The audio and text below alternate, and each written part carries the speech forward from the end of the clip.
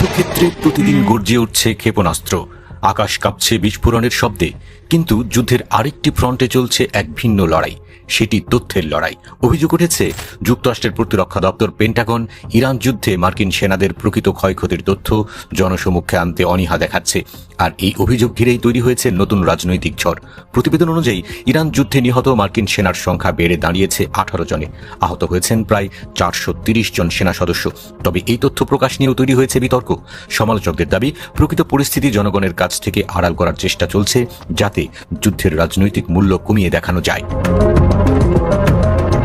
এই অভিযোগকে আরও জোরালো করেছেন যুক্তরাষ্ট্রের সাবেক প্রতিরক্ষা মন্ত্রী ও সাবেক CIA পরিচালক লিওন প্যানেটা।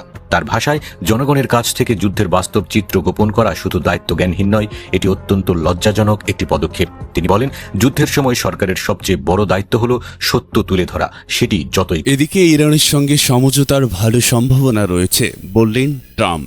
মার্কিন প্রেসিডেন্ট ডোনাল্ড ট্রাম্প বলেছেন, ইরানের সঙ্গে একটি সমঝোতায় পৌঁছানোর ভালো সম্ভাবনা রয়েছে। তবে আলোচনা ব্যর্থ হলে ওয়াশিংটন আবারও সামরিক অভিযান শুরু করবে বলেও তিনি সতর্ক করেছেন।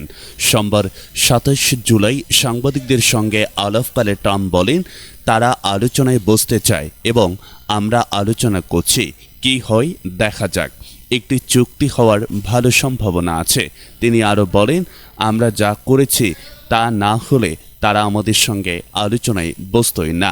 এয়ারফোর্স ওয়ানে সাংবাদিকদের ট্রাম্প বলেন, এখনই আলোচনা চলছে, আলোচনা ভালোই এগোচ্ছে।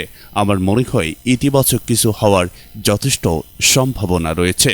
যদি হয় সেটাই ভালো, আর যদি না হয় তাহলে দুদিন আগে আমরা যা করেছিলাম সেটাই করব।